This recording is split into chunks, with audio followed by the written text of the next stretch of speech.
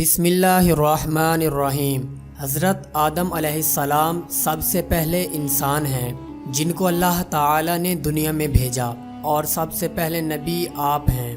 آپ ہی کی اولاد ساری دنیا میں پھیلی۔ آپ کا ذکر قرآن پاک میں 19 بار آیا ہے۔ جب اللہ تعالی نے دنیا کو آباد کرنے کا ارادہ کیا تو اس نے فرشتوں سے کہا، میں دنیا میں اپنا ایک نائب، ایک خلیفہ بنانا چاہتا ہوں۔ فرشتوں نے کہا، اے اللہ، تو دنیا میں ایسے شخص کو نائب بنانا چاہتا ہے جو خرابیاں کرے اور خون کرتا پھرے۔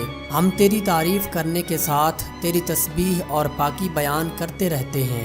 اللہ تعالی نے فرمایا، میں وہ باتیں جانتا ہوں جو تم نہیں جانتے۔ اللہ تعالی نے حضرت آدم علیہ السلام کو سب چیزوں کے نام سکھا دیے، پھر ان کو فرشتوں کے سامنے کیا اور فرمایا، اگر تم سچے ہو تو مجھے ان کے نام بتاؤ۔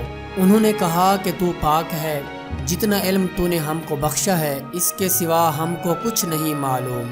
پھر اللہ تعالی نے فرشتوں کو حکم دیا کہ تم آدم علیہ السلام کو سجدہ کرو، تو وہ سب سجدے میں گر پڑے، مگر شیطان نے سجدہ نہیں کیا۔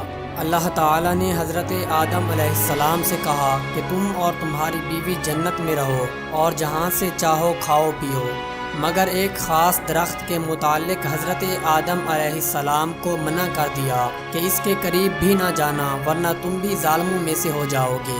اس طرح اللہ تعالی نے حضرت آدم علیہ السلام کا امتحان لیا کہ دیکھیں یہ ہمارا کہنا مانتے ہیں یا بھول جاتے ہیں اور شیطان کے بہکائے میں آ جاتے ہیں۔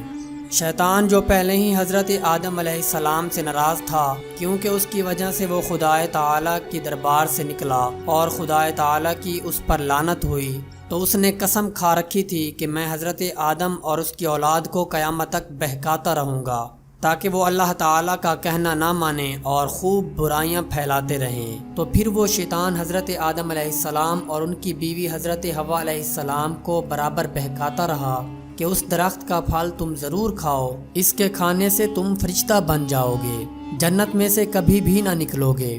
آخر ایک دن حضرت آدم علیہ السلام اور ان کی بیوی حضرت حوا بھول سے شیطان کے بہکاوے میں آ گئے اور درخت کا پھل کھا لیا۔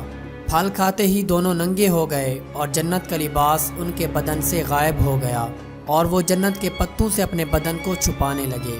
اللہ تعالی نے حضرت آدم علیہ السلام سے کہا کہ ہم نے کہہ دیا تھا کہ اس درخت کے پاس بھی نہ جانا اور شیطان کے کہنے میں نہ آنا، وہ تمہارا دشمن ہے، تم اس کے کہنے میں آ گئے، اب تم اور حوا جنت سے چلے جاؤ اور دنیا میں جا کر رہو۔ حضرت آدم علیہ السلام کو جنت سے نکلنے اور شیطان کے بہکاوے میں آنے کا بہت ہی رنج ہوا، اور بہت عرصہ تک اللہ تعالیٰ سے معافی مانگتے رہے اور روتے رہے کہ اللہ تعالیٰ مجھے معاف کر دے۔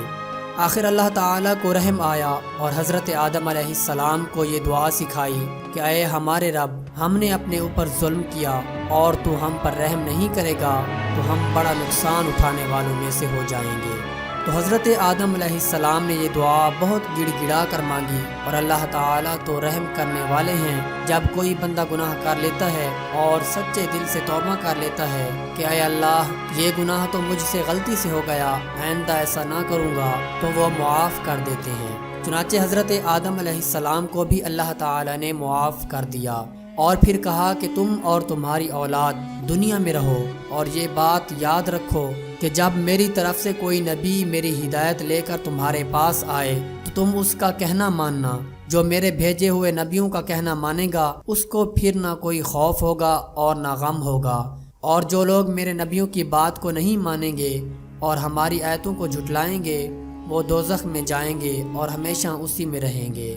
اس کے بعد حضرت آدم علیہ السلام اور حضرت حوا علیہ السلام دنیا میں رہنے سہنے لگے، خوب جی لگا کر اللہ تعالیٰ کی عبادت کرتے۔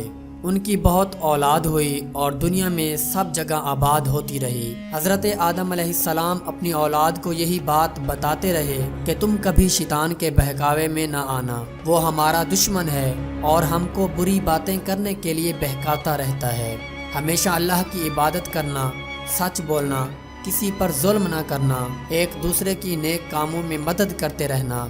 آخرکار حضرت آدم علیہ السلام 900 سال زندہ رہ کر وفات پا گئے۔